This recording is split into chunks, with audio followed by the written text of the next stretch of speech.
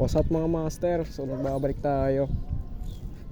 So unang cast ko pala nakakuha na agad tayo ng tarpon dyan. So tingnan natin kung makahuli pa tayo. Kasama ko pala si Master Iwan. Kami lang dalawa.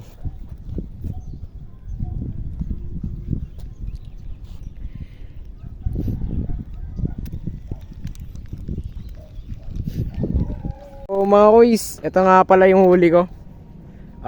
Huli mo? Medium power rod, tapos 2000 series na sugay lang, silver. Ayan. Tapos gamit ko Birkin Polaris na may 5 grams sa jig head. Experiment ko lang yan. Tapos ito yung huli ko. Ganyan kalaki. So 2 dangkal yan mga kuys. Mga siguro 1 kilo.